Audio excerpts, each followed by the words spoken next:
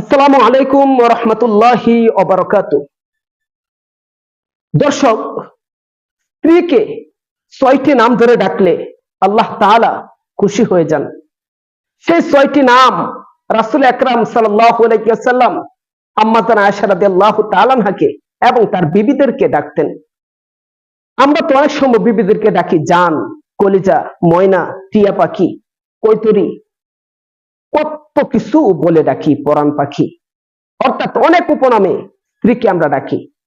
কিন্তু রাসূলুল্লাহ সাল্লাল্লাহু আলাইহি ওয়াসাল্লাম যে ৬টি নামে আম্মা জান আয়েশা রাদিয়াল্লাহু তাআলা আনহাকে ডাকতেন, সে ৬টি নামে যদি আমরা ডাকতে পারি, আমাদের স্ত্রীকে আদর করে, মহব্বত করে, ভালোবেসে, আল্লাহ তাআলা আমাদের প্রতি খুশি হয়ে যাবেন।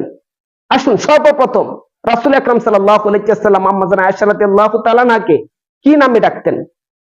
রাসূলুল্লাহ সাল্লাল্লাহু আলাইহি ওয়াসাল্লাম আয়েশ আম্মা জান আয়েশা রাদিয়াল্লাহু তাআলা আনহাকে এই নামে ডাকতেন।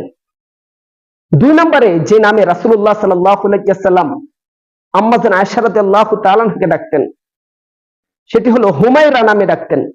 হুমায়রা নামের অর্থ হলো লাল রঙের পাখি। অর্থাৎ এই হুমায়রা নামে আপনার স্ত্রীকে আপনি ডাকতে পারেন। আরো বহু উপনাম রয়েছে, যে কোনো উপনামে আপনি আপনার স্ত্রীকে ডাকতে পারেন। তবে আমাদের খেয়াল রাখতে হবে, কোন উপনাম যেন এমন না হয় যে নামের ভিতরে শিরিক লুকায়িত রয়েছে। যদি শিরিক লুকায়িত না থাকে, তাহলে যে কোনো উপনামে আপনি আপনার স্ত্রীকে ডাকতে পারেন। রাসূলুল্লাহ সাল্লাল্লাহু আলাইহি ওয়াসাল্লাম ৩ নম্বরে ডাকতেন ইবনাতু সিদ্দিক, অর্থাৎ সিদ্দিকের মেয়ে। অনেক সময় ডাকতেন ৪ নম্বরে যেটা বিনতু সিদ্দিক, এটাও হলো সিদ্দিকের মেয়ে। এভাবে আপনি আপনার শ্বশুরের নাম যেটা, সেটা ধরে ধরে আপনার স্ত্রীকে আপনি ডাকতে পারেন। রাসূলুল্লাহ সাল্লাল্লাহু আলাইহি ওয়াসাল্লামের সুন্নত। ৪ নাম্বার যেটা, সেটা হলো মুআফফাফা, অর্থাৎ তৌফিক প্রাপ্ত মেয়ে। রাসূলুল্লাহ সাল্লাল্লাহু আলাইহি ওয়াসাল্লাম প্রায় সময় আম্মা জান আয়েশা রাদিয়াল্লাহু তাআলা আনহাকে মুআফফাকা, অর্থাৎ তৌফিক প্রাপ্ত মেয়ে বলে ডাকতেন। ৬ষ্ঠ নম্বরে রাসূলুল্লাহ সাল্লাল্লাহু আলাইহি ওয়াসাল্লাম আম্মা জান আয়েশা রাদিয়াল্লাহু তাআলা আনহাকে যে নামে ডাকতেন, সেটি হলো উম্মে আব্দুল্লাহ। আম্মা জান আয়েশা রাদিয়াল্লাহু তাআলা আনহার কোনো সন্তান ছিল না, না মেয়ে সন্তান ছিল, না ছেলে সন্তান ছিল।